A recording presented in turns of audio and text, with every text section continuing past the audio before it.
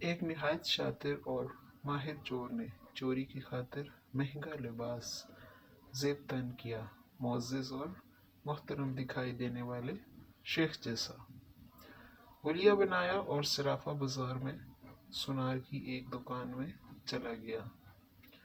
Sonar نے جب اپنی دکان میں وضاقتہ سے نہایت ہی رئیس اور محترم دکھائی دینے والے شیخ کو دیکھا جس کا نورانی چہرہ چمک رہا تھا، تو سونار کو ایسا لگا جیسے اس کی دکان کے بھاگ جاگ اٹھے ہوں۔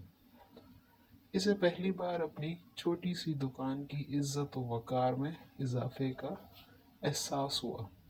سونار نے آگے بڑھ کر شیخ کا استقبال کیا۔ شیخ کے بحروب میں چور نے کہا، آپ سے آج خریداری تو ضرور ہوگی، مگر اس سے پہلے بتائیں کیا آپ کے لیے ممکن ہے کہ آپ اپنی سخاوت سے ہمارے ساتھ مسجد بنانے میں حصہ ڈالیں؟ اس نیک کام میں آپ کا حصہ خواہ ایک درہم ہی کیوں نہ ہو۔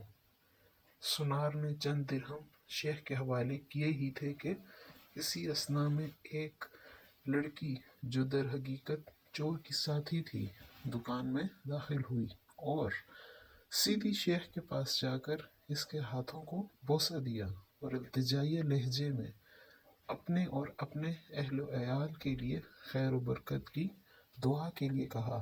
سونار نے جب یہ منظر دیکھا تو اس سے رہا نہ گیا اور معذرت خوانہ لہجے میں کہنے لگا، اے محترم شیخ، لا علمی کی معافی چاہتا ہوں، مگر میں نے آپ کو پہچانا نہیں ہے۔ لڑکی نے یہ سن کر تعجب کا اظہار کیا اور سونار سے مخاطب ہو کر کہنے لگی، تم کیسے بدنصیب انسان ہو! برکت، علم، فضل اور رزق کا سبب خود چل کر تمہارے پاس آ گیا ہے اور تم اسے پہچاننے سے قاصر ہو۔ لڑکی نے شیخ کی طرف اشارہ کرتے ہوئے کہا کہ یہ فلاں علاقے کے مشہور و معروف شیخ ہیں جنہیں خدا نے کثرت علم، دولت کی فراوانی اور ہر قسم کی دنیاوی نعمتوں سے مالا مال کر رکھا ہے۔ انہیں انسانوں کے بھلے کے سوا کسی چیز کی حاجت نہیں۔ لوگ ان کی ایک جھلک دیکھنے کے لیے بے تاب رہتے ہیں۔ سونار نے شیخ سے معافی مانگتے ہوئے کہا کہ شیخ صاحب، میں معافی کا طلبگار ہوں۔ میرا سارا وقت اس دکان میں گزرتا ہے اور باہر کی دنیا سے بے خبر رہتا ہوں، اس لیے اپنی جہالت کی وجہ سے آپ جیسی برگزیدہ ہستی کو نہ پہچان پایا۔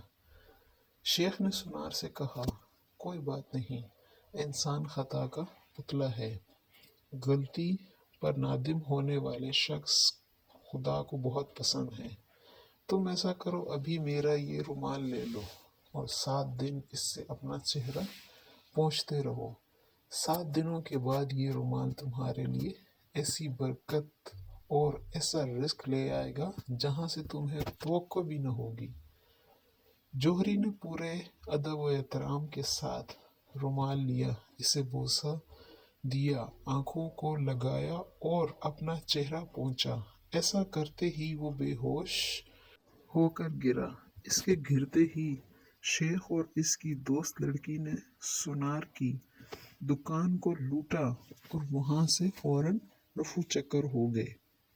اس واقعے کو جب 4 سال گزر گئے اور سونار رو دھو کر اپنا نقصان بھول چکا تھا، تو 4 سال کے بعد پولیس کی وردی میں ملبوس وہ 2 اہلکار سونار کی دکان پر آئے۔ ان کے ساتھ وہی چور شیخ تھا جس کو ہتھکڑیاں لگی ہوئی سونار اسے دیکھتے ہی پہچان گیا۔ ایک پولیس والا سونار کے پاس آ کر پوچھنے لگا، کیا آپ اس چور کو جانتے ہیں؟ کیونکہ آپ کی گواہی سے ہی اسے سزا ہو سکتی ہے۔ سونار نے کہا، کیوں نہیں، اس نے فلاں فلاں طریقہ واردات سے مجھے بے ہوش کر کے میری دکان لوٹ لی تھی۔ پولیس والا شیخ کے پاس گیا اور اس کی ہتھکڑی کو کھولتے ہوئے کہنے لگا، تم نے جس طرح دکان لوٹنے کا جرم کیا تھا، ٹھیک اسی طرح وہ ساری کارروائی دہراؤ تاکہ ہم طریقہ واردات کو لکھ کر گواہ سمیت قاضی کے سامنے پیش کر کے उन पर फर्द जुर्म आयद करवा सकें। शेख ने बताया कि मैं इस तरह दाखिल हुआ और ये कहा, और मेरी मददगार लड़की आई, इसने फलां फलां बात की। फिर मैंने रुमाल निकाल कर दुकानदार को दिया। पुलिस वाले ने जेब से एक रुमाल निकाल कर शेख को थमाया। शेख ने सुनार के पास जाकर इसी तरीके से इसे रुमाल पेश किया तो पुलिस वाला सुनार से कहने लगा, जनाब आप बिल्कुल ठीक इसी तरीके से रुमाल को चेहरे पर फेरें जैसे उस दिन फेरा था। सुनार ने ऐसा ही किया और वो फिर से बेहोश हो गया। शेख ने अपने दोस्तों की मदद से दोबारा दुकान लूट ली, जिन्होंने पुलिस वालों का भेस बदल रखा था। आज हमारे मुल्क का हाल भी बिल्कुल यही है। भेस बदल बदल कर वही चोर नए रूप में आकर मुल्क को लूटते हैं और अवाम को बेहोश करके कौमी खजाना लपेट कर गायब। अगर इस मुल्क और अवाम का सोचा जाता तो आज मुल्क की ये हालत न होती। दुआ है कि अल्लाह पाकिस्तान के हाल पर रहम करे। आमीन।